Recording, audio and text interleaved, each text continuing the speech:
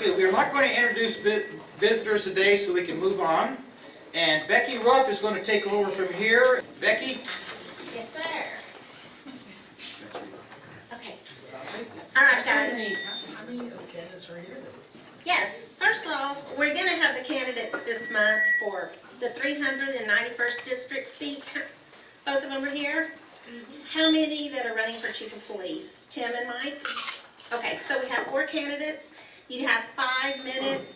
And we've kind of been teased a little bit because last month we ran out of time and some of you couldn't speak, so they've got me that's going to hang you. 5 minutes. And if you stick to your 5 minutes or less, maybe there'll be time for questions after everybody's spoken. So we're going to start with the 391st candidates. Carmen, Brad, you guys decide who would like to come up first, or both of you come up, but we'll start with you. I'll be happy to go first. Fabulous.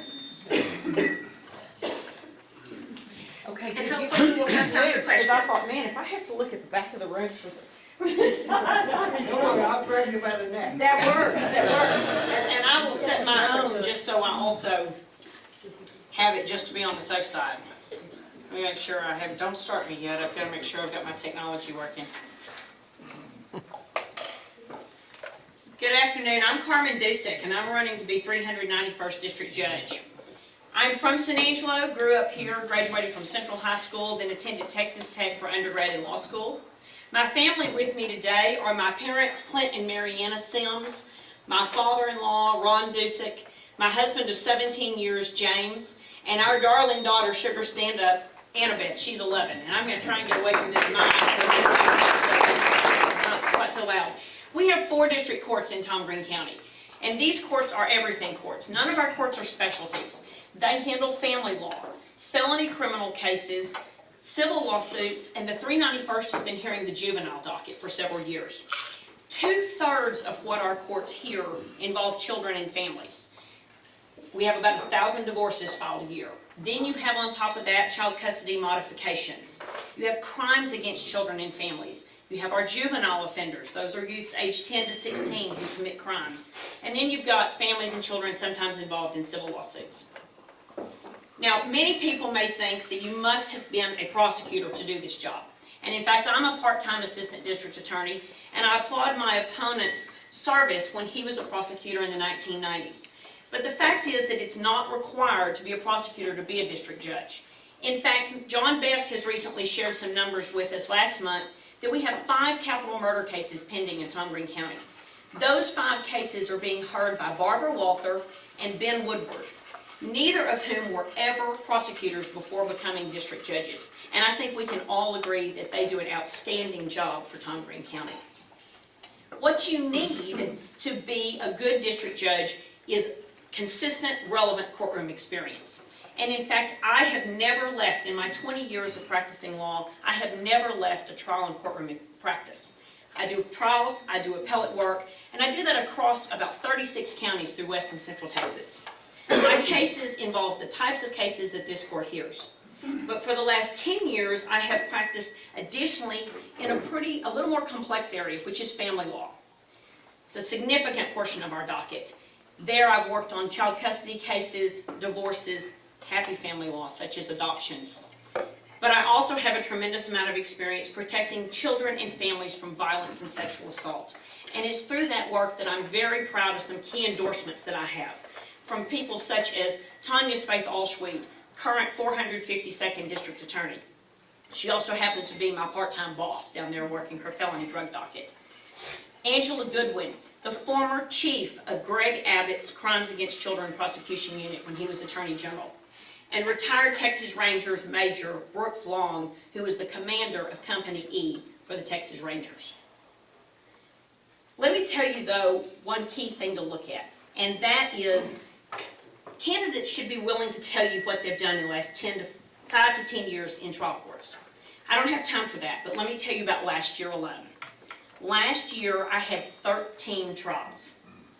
Those cases involved felony drug prosecution, the sexual assault of a child, family law, such as I mentioned, adoptions, child custody, grandparent custody, and civil lawsuits where I defend businesses and individuals, such as Kathy Doty, who was sued for $5 million by a powerful plaintiff's personal injury law firm and the accident the jury decided was not her fault. You need a candidate with this broad experience. I'm also the candidate who has voluntarily declined any contributions from attorneys who appear in our courts. Why does that matter? Because being a judge is the ultimate trust job. And everyone who walks into our courthouse deserves to know that there's no special interests involved, that justice is equal, justice is fair, and justice is unbiased. So if you're undecided when you go to the polls, I ask you to think about three things. Who do you trust to make the child custody decision? Who do you want to preside over a civil lawsuit if you're ever sued? And who do you trust to keep our children and families safe? I'm Carmen Dusick. I will bring the experience we need, the values we trust, and the integrity that we deserve to the 391st District Court. I would appreciate your votes.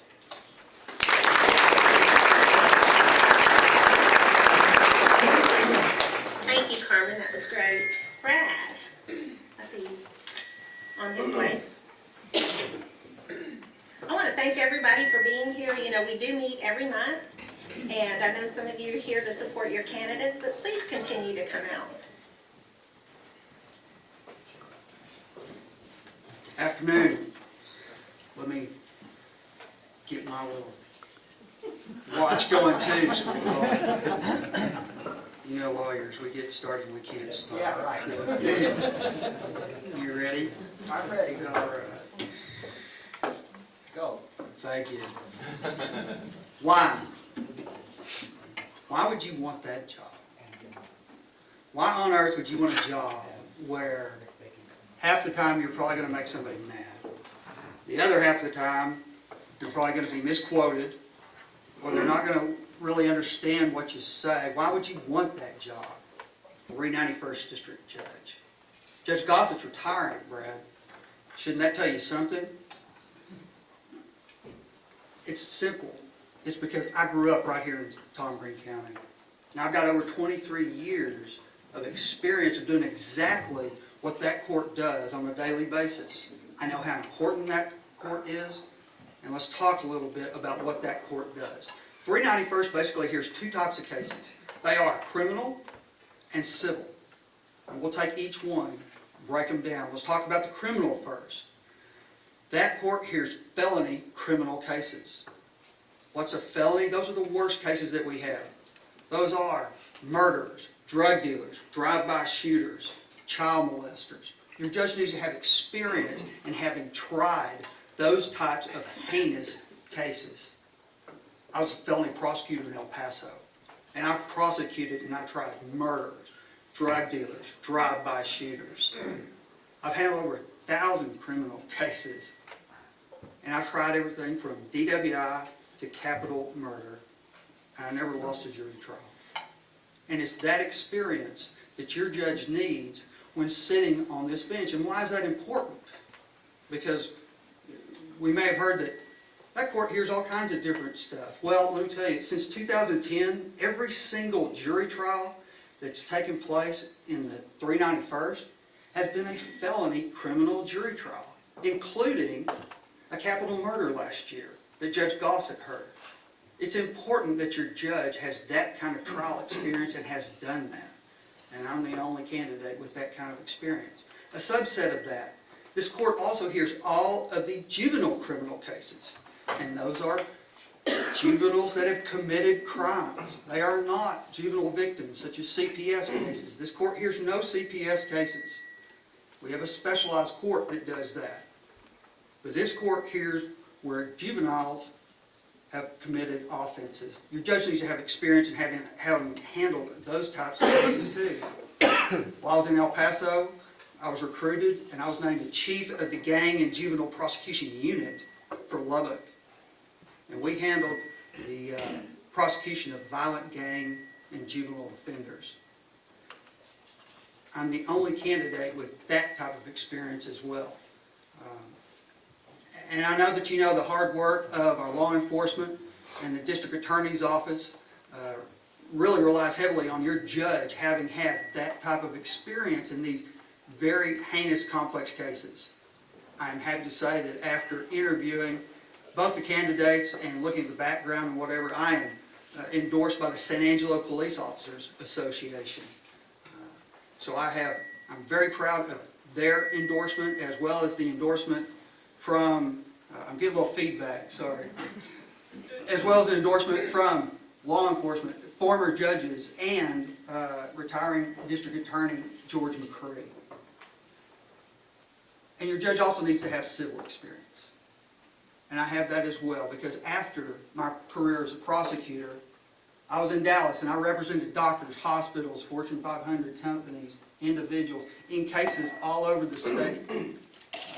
Had trials from East Texas to West Texas, North to South Texas. In fact, one of the judges that I had a case in front of in Houston, he wound up on the Supreme Court. So it's that experience that I can bring to make your 391st District Court the best civil court that it can be. I'm very fortunate in the fact that I have, from the highest levels, criminal experience, having tried murder cases, and defense experience on the civil side, having defended multi-million-dollar cases. And it's this experience that I'm asking you to help me bring to your 391st District Court. I have the experience, I have the temperament, and I'm asking you for your vote on March the 1st. Thank you.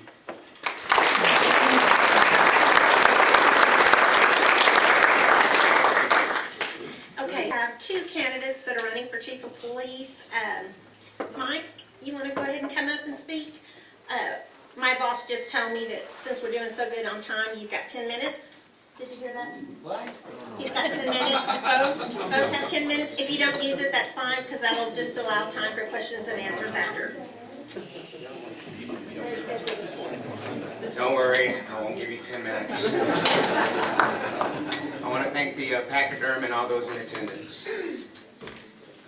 The time prior to the execution of a search warrant is called final approach. There's two things that you're going to hear when you let those that are doing surveillance know that you're on final approach that they're going to say. They're going to say green light or pull the plug.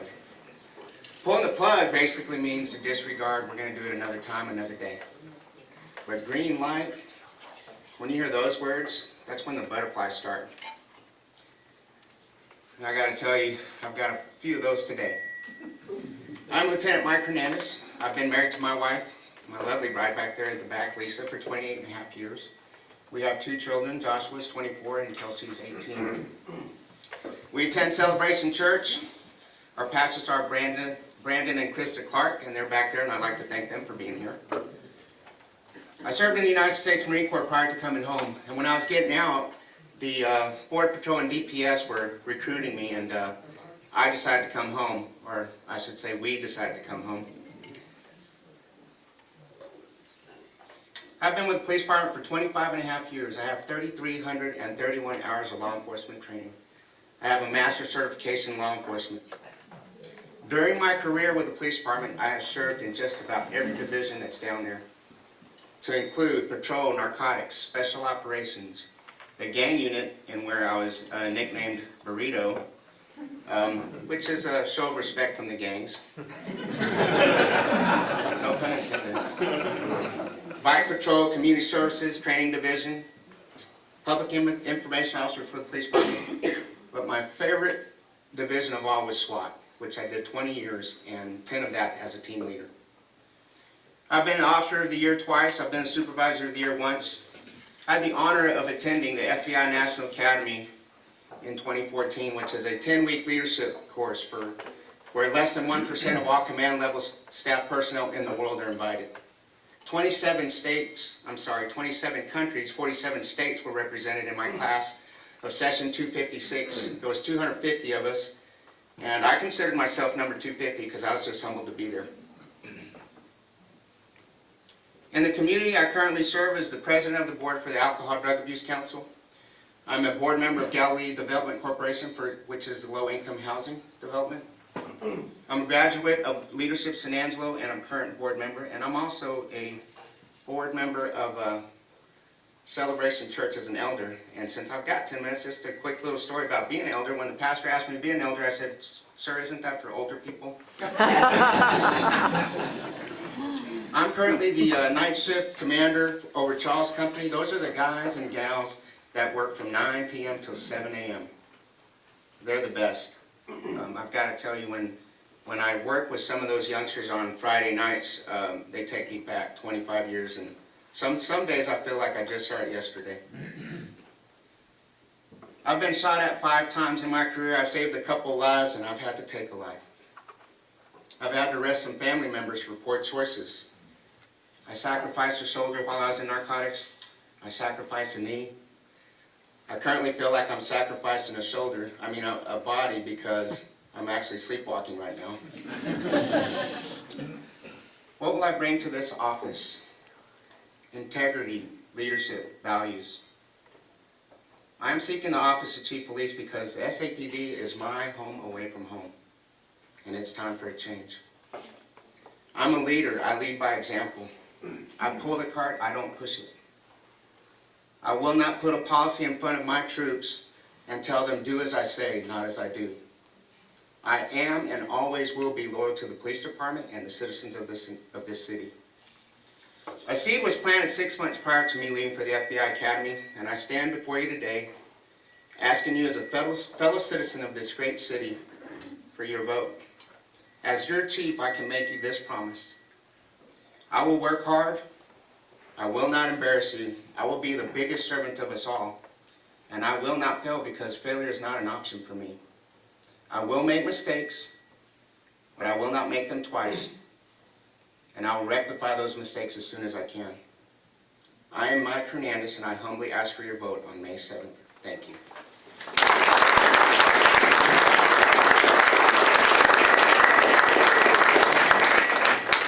Thank you, Mike.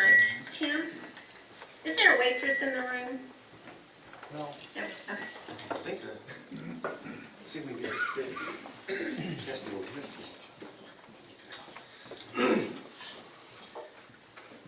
You haven't started yet, have you? Not yet, Okay, good. not yet.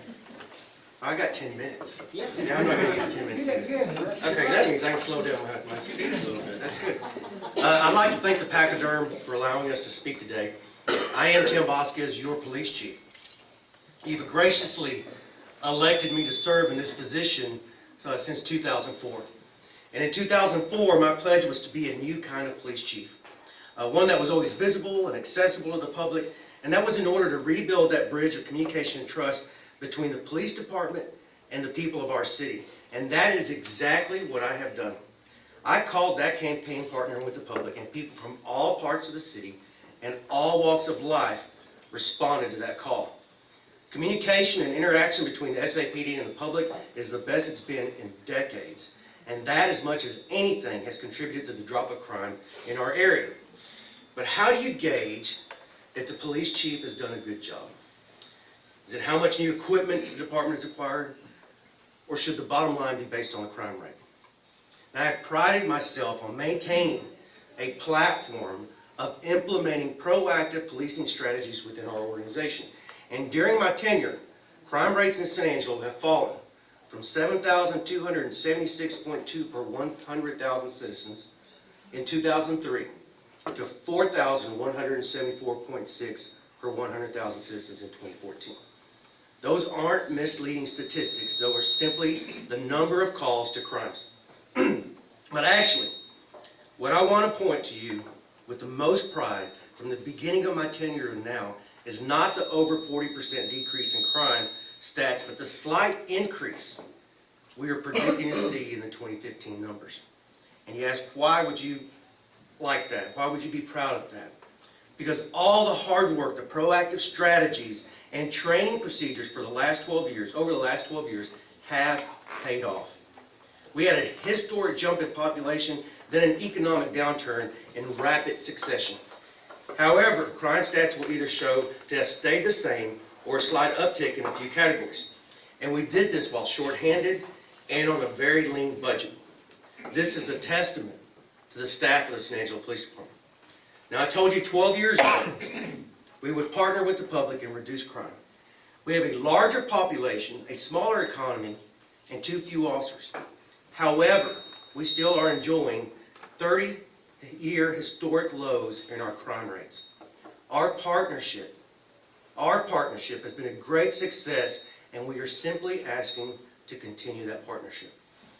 In 2015, police chiefs from around the state elected me president of the Texas Police Chiefs Association. I am the first San Angelo police chief to ever hold this position, and it's with a great sense of pride knowing that we put San Angelo policing and its accomplishments and its policies and practices at the forefront of policing statewide. I have the required training to continue serving as your chief. I'm the only truly qualified candidate. I have over 3,000 TCOL hours, a bachelor's degree, and all the state mandated training that chiefs are required to have. And I too attended the FBI Academy.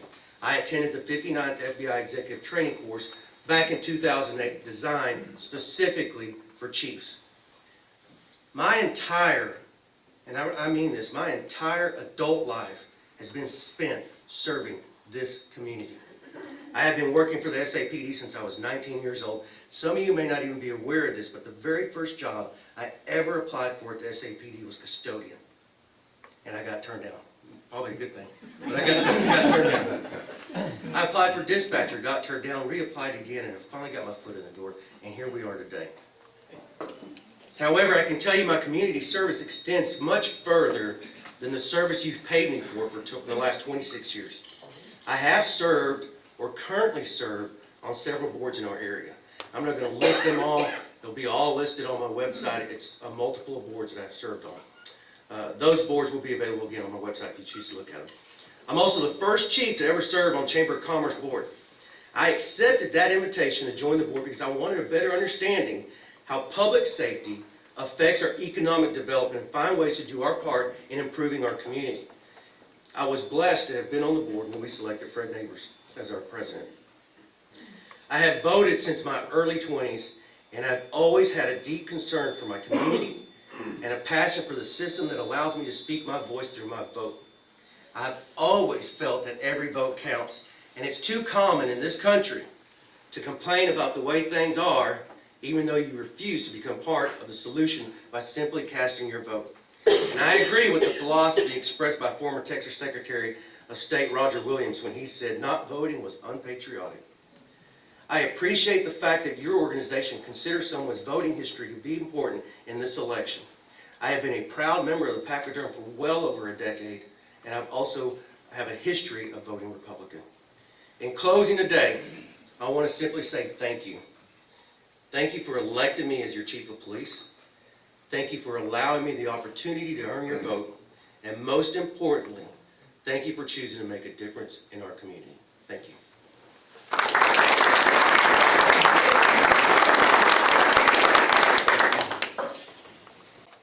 Okay, Jeff Betty, our Tom Green County Republican Chairman, will say a few words. Checking to make sure, because I keep saying 3 minutes, okay.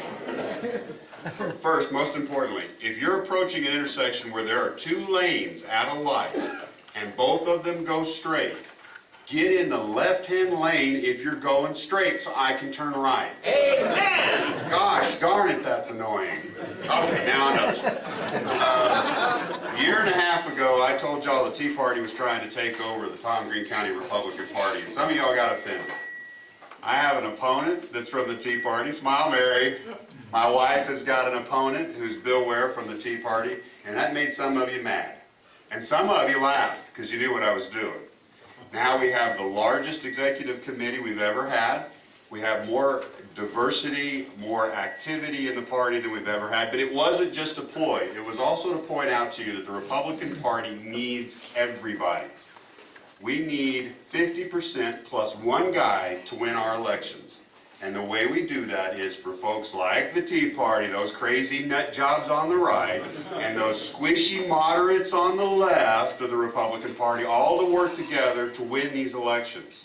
The fact is, in Tom Green County, when this is over, after Sheriff Jones beats the tar out of that Democrat in November, every office holder in Tom Green County will be a Republican.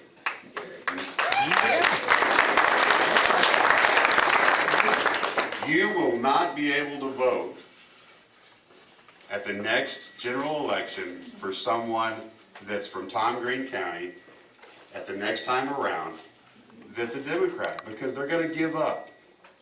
Every state office is now held by a Republican in Texas. You will not be able to vote for a winning candidate in Tom Green County that's a Democrat, hopefully for several years to come.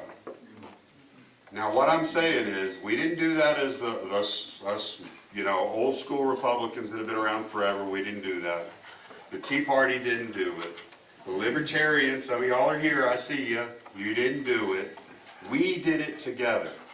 And so I'm telling you, congratulations, and keep up the work. And the way we do this, the way we get even stronger, is to stay involved, like you are today. Now, in order to stay involved, by the way, if you think I'm too squishy or some poor, Joe Strauss is bad or whatever, the way you do it, the way you get involved and fix your problem that you have with the Republican Party is vote in the primary and come join us on March 5th at the precinct convention, Lee Middle School, 9 a.m. We will have all the precinct conventions at the same time. I will teach you how to do it. No one will make fun of you because you've never done it before. Well, I might a little bit, but it'll be in good fun, all right? Come join us. We'll have donuts and stuff, and then after you complete your participation in the convention, it'll only take 30 minutes, an hour, I swear. After you do the precinct convention, on the 19th of March, you can come to the county convention. The county convention is the same kind of thing, a little bigger. You can bring your resolutions to change the platform of the Republican Party, the state party, to that convention. You can change what the Republican Party is and does in the state of Texas. If you go to your convention, if you can go to the state convention, we will consider you for the nominations committee to put you as a state delegate to the state convention, where you can go participate. I'm now looking for somebody that wants to participate in the rules committee of the state convention. I've done it 3 times, they're asking me to do it again. I'm really wanting, I want to stay as chair and get off on something else. If anybody's interested, give me a call. Anyway, if you want to change the party, you think we're too squishy, we're too hard, we're too whatever, come join us. That's the way you do it. And the goal of this is, and the reason it's important is, whatever we are, the fact is we're the dominant party in Tom Green County, we're the dominant party in the state of Texas, and Texas is the one state that has survived Obama, strong, proud, and still saying, "In God we trust." There's your message. So, help me grow the party stronger, to show the rest of these states there is a solution to Obama and socialism. The solution is back to what we started from, whether it's the squishy form of Republican or whether it's the hardcore nut job version, whatever you want to characterize it. The fact is, anything on the right's better than what they're selling. Join us, help us make the party stronger. Thank you for being here today. And by the way, I do have an endorsement. I know I'm breaking my rule here, but I'd like to endorse Anita Betty for precinct chair. Hey, I'm not stupid, folks. Come on, thank y'all, everybody. Doing so good on time. The next one gets 20 minutes, right? Almost. We did let Jeff Betty speak, so Mary Casper, would you like to come up? You've got 3 minutes, ma'am. Trying to be fair here, guys. Yes. We appreciate every candidate that's running. Yes. Good afternoon. Jeff pretty much stole everything that I was going to talk about, so I'm going to go off in another direction.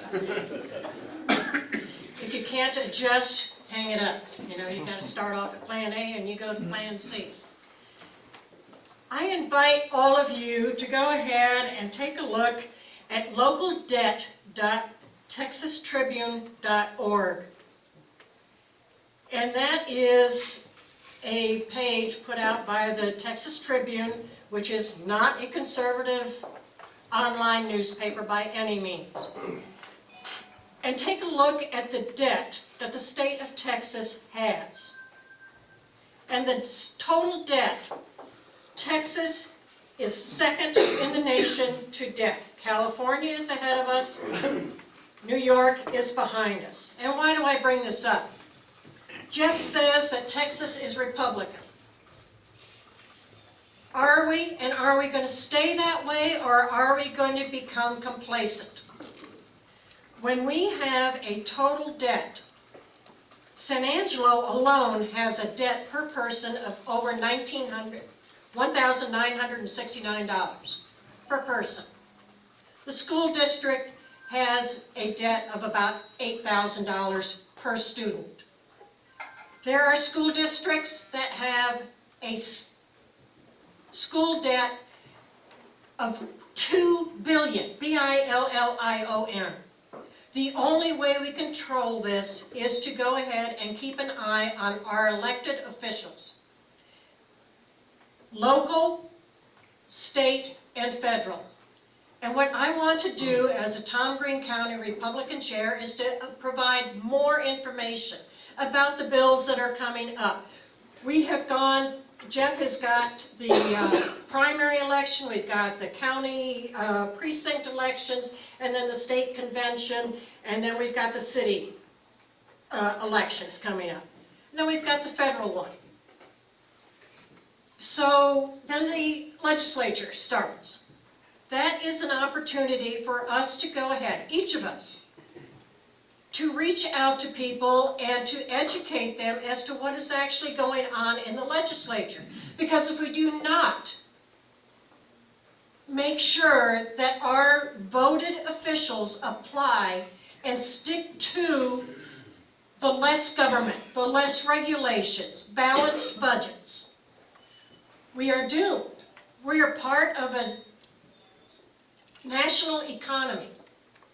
And we have to go ahead and hold our place and make sure that we stay ahead of the game. And it is so easy nowadays to go ahead and slip. And that's what I want to bring. I want to bring more education and make more people aware of what is actually going on. Thank you, and I would appreciate your vote.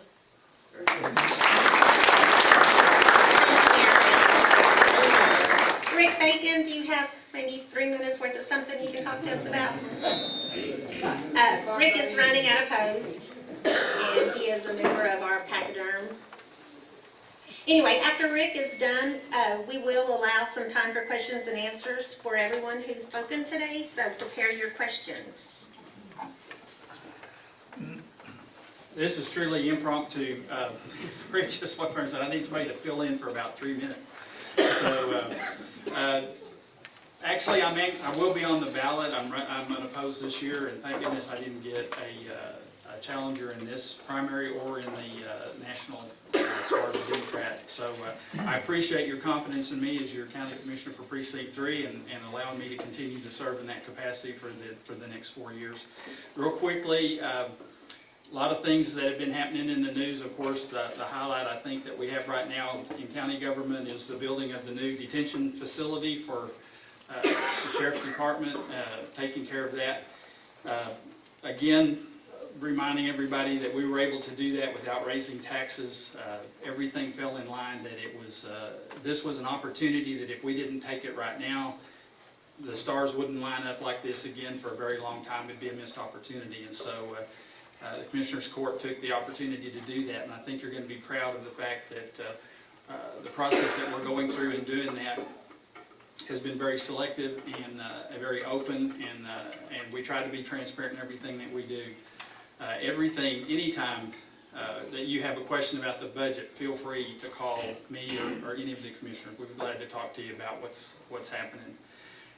In addition to that, we also have the completion of the Keys building that we're trying to finish renovating. The second floor right now, we'll be finishing that up. Hopefully that'll be finished in about a year. As a result of that, our offices, the county commissioner offices, we're displaced. We're kind of in the back seat of the elections department right now, and with early voting going on, that's making it even more difficult to get to us. But we should be moving into the Turner building sometime next month, and that will make us a little more accessible to everyone with that. Also, we're working on improving the courthouse. We've got additional judges that are coming in, additional courts that are going to be set up, and so we have to find places for them. So we're in the process of working, of hiring an architect and getting some work done on the courthouse so that we can create some new courtrooms. Basically, we'll be moving the auditor and treasurer's office out of the courthouse over into the Keys building when it finishes. That's going to open up some room for us to try to do that. So we want to maintain the integrity and the historical value of the courthouse, and so we're applying with the Texas Historical Commission for some grant money to help with some of the renovation in that, so that it'll maintain the beauty of that architecture and what's going on with the building there. So real briefly, that's sort of the big things that are going on. I'm continuing to work on the water issue. That is important. You know now that El Nino didn't come through for us. Lake levels are still dropping, water tables are still dropping. Please conserve water as much as you possibly can. It's going down really quick, but we're trying to work on those issues to try to come up with some ideas on how we can continue to support our economic development and maintain the quality of life that we have here in Tom Green County by maintaining a good supply of water. We've got a project going on right now that the Texas Water Development Board is doing in researching out the brackish water that's around here to maybe look into the possibility of desalination or other projects possibly to help find new sources of water. We need new sources in order to do that. So we're working on that as well. So that's probably my 3 minutes, but real quickly, you don't give me the podium and then ask me to talk for less than 5. So thank y'all very much. I appreciate it. Okay, before we start our questions, just want to mention that our next meeting will be here March 16th. For the board members, it'll be here as well on the 14th. Next month, we'll have the candidates for city council. And in April, we'll have, the speaker will talk to us about how the West was won. Anyway, now I will entertain some questions for the candidates that have spoken. I do, Fred, one more thing, wanted to mention that the race for chief of police isn't until May. Questions? We have a problem with the credit card stuff. I guess they didn't run the credit cards on the dinner, so what do they gotta do, Lalen? Well, those of you that indicated you needed to pay by credit card, before you leave, please run your card at the register. Okay, wonderful. I have a question. If both of you guys running for chief of police come up here, I would like to know, and this is a presidential privilege, by the way, I'd like to know about the new police station, what's it going to cost, and what your idea is on it. Could you give us a couple of minutes on that? Because that's a lot of money, and I'm not sure. I'm going to have to refer to the chief because I'm not privy to those. Okay. Now, as you know, the police station was something that I had said I would like to see done in my tenure. We started this process looking into it about 2009, 2010. We actually hired a firm. Wigginton Jeffries came in and did an assessment of the organization. This was back in 2011. When we did that assessment of the organization, we determined and we plotted out based on the population of how many square feet the organization was going to need, the building was going to have to be. We currently have 75,000 square feet of property divided among 6 different locations. So we figured if we were at a population of 2030, we were trying to get this building to last us as long as possible. I think we all know historically, the city of San Angelo doesn't build a lot of buildings. So we're going to be stuck in this police station 40, 50 years. We want to build it long enough or big enough so that we can move into that. That being said, we based our population at the year 2030 to be 103 square feet, 103,000 square feet is what we're going to need. Or 103,000 population is what we anticipated to be in 2030. As most of you are aware, we did hit that a lot quicker. And so we're going to have to reevaluate. We just went through another process in the consent agenda yesterday. There was and they approved us to pay the new firm, which is Brinkley Sargent Wigginton, the 2 police architectural firms that come together, and we will. They're coming in, I think, for $20,000 to upgrade the assessment or update the assessment. That being said, we have a piece of property. We are under contract, and I can speak about this. We are under contract for $1.5 million for the First Financial Bank location, which is downtown. As you know, they've already tore down their building. We won't be signing off on that until Mike Boyd and his staff move out of that building. So we're looking at that sometime at the end of the year. He asked for 16 months. That being said, when we started the process in 2009, the projected cost for the building was going to be about $20 million. Currently, it's closer to between 30 and 35 million. That's going to have to go to bond election because the city doesn't have that kind of money. So that will be something that will be taken in front of the voters in November. We chose not to take it in May and put it in front of the voters because we didn't want it to become an issue during the police chief's election. Did that answer the question? Okay. Thank you, Dan. You're not even paying attention. Anybody else? They're visiting back there. Anybody else have any questions for any other candidates that are running? Yes, sir. I have one. Tony has one. Thank you. Hold on, Tony. I just wonder, and this is not my original thought, but I've heard it from other people, and it kind of made sense to me that in this day and age of terrorism, let's face it, it's here, and we don't know exactly what's going on in that respect in San Angelo, I believe.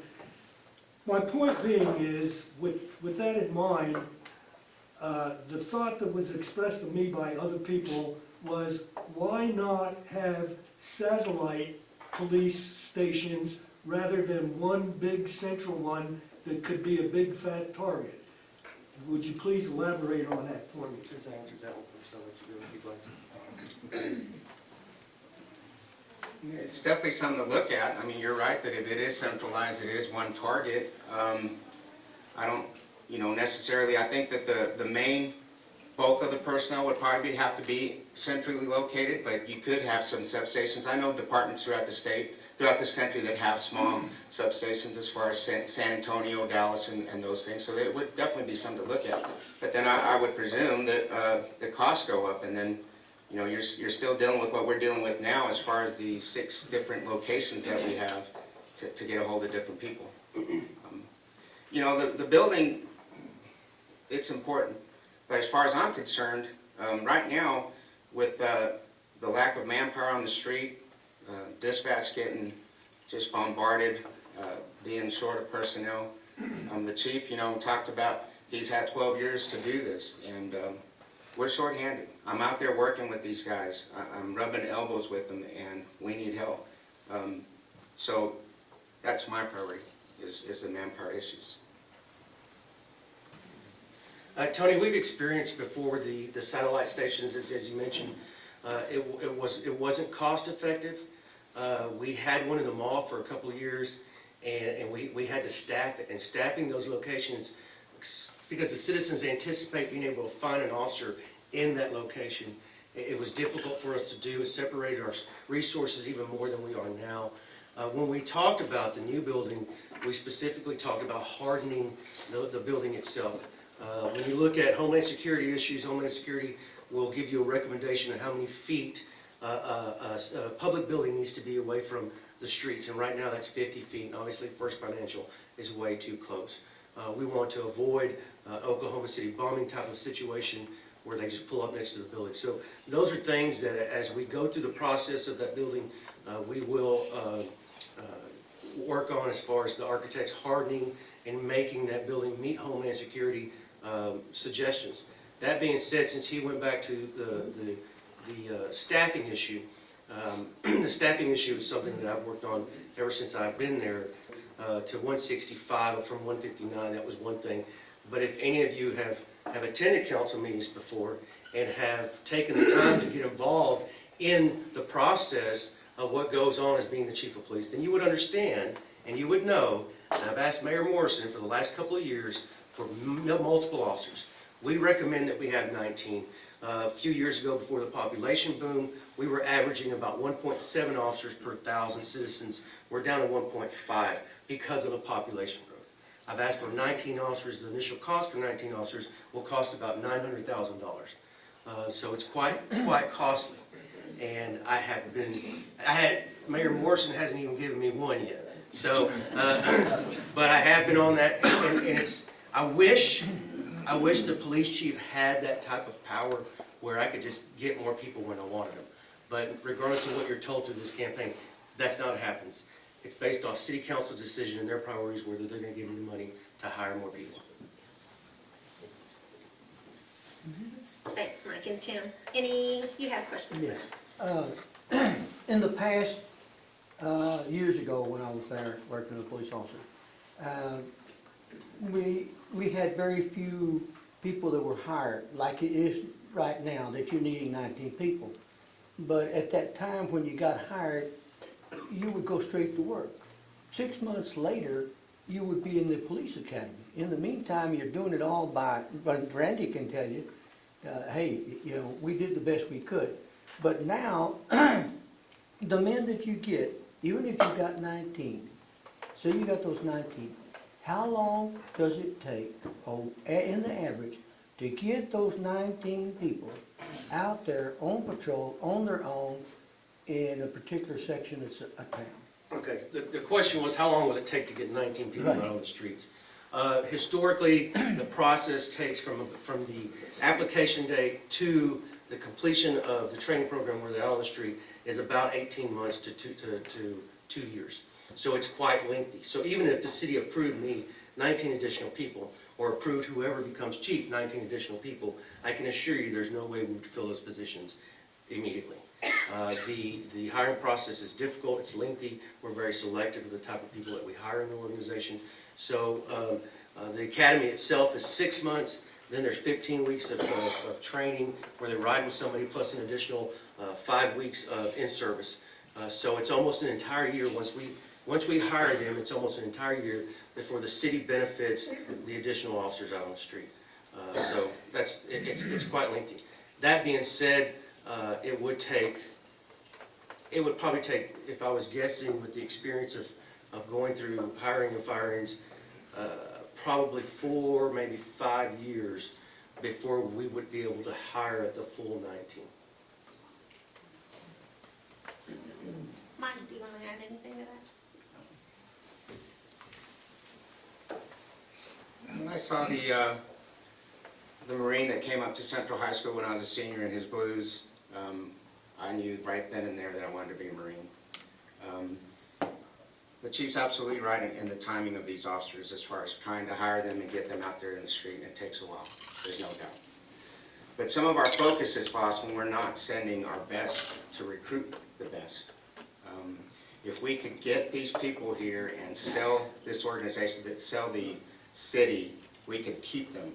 Where do you want to raise your family? We can't compete with El Paso, Dallas, and so forth with money.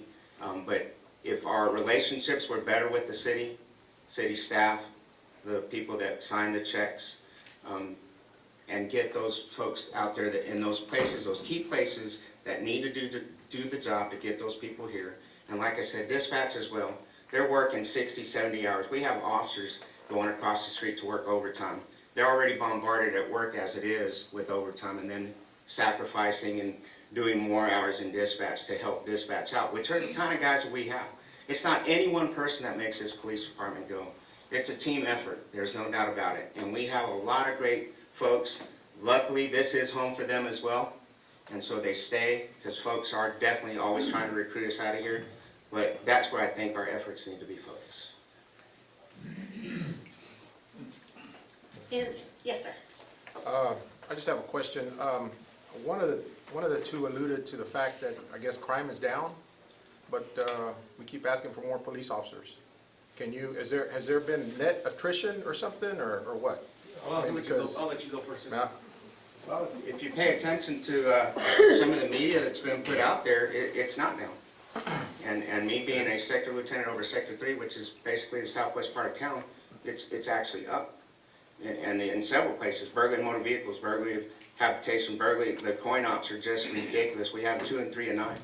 I was heading home the other day at 4 a.m. and I got to put my new knee into action as far as catching a guy that was burglarizing a coin operating machine. Luckily, he was 65. But crime is up. And I think in the media recently said that we were the 8th worst city to live in Texas at this point. As a chief, I'm not going to compete against the stats and what the criminal analysts do for him as far as numbers are concerned. But just pay attention. We have senior officers leaving every day. I've been invited to leave, and that's not the point. That's not what we need. We need somebody that's going to lead these men and keep them here. To answer your question, we go back to the population. Not all our calls are crime-related, but we do make a lot of calls.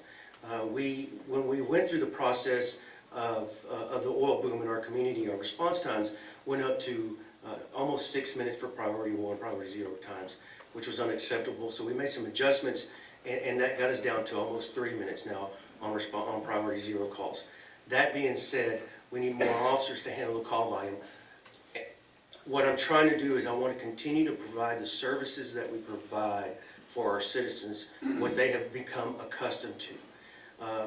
If we continue the population growth, we may get to a point where we are no longer responding to accidents unless injuries occur, which is something that helps you when you're involved in an accident. You want to get that report to the insurance company. We may see what some of the North Texas cities are doing. They're no longer responding to shoplifting calls at Walmart because it's an officer safety issue when the officers are flying down the street to get there. All those things are things that I want to avoid doing. And the last thing that I will do is I will not close down the DREAM program, where I have officers every day interacting with children in our schools. That is a positive interaction, and if you take away from that, you're losing those proactive policies. And I would argue the comment that Mr. Hernandez just stated, and senior officers leaving every day. We don't have officers leaving every day. Right now, we have 166 employees. That's what I have for you right now. We do have officers. Our attrition rate, if you asked him, he doesn't know, but our attrition rate yearly is about 8 to 10 officers a year, whether it's through retirement or termination or the choice of moving to another organization. We do have DPS recruiting very heavily. We can't compete when it comes to money.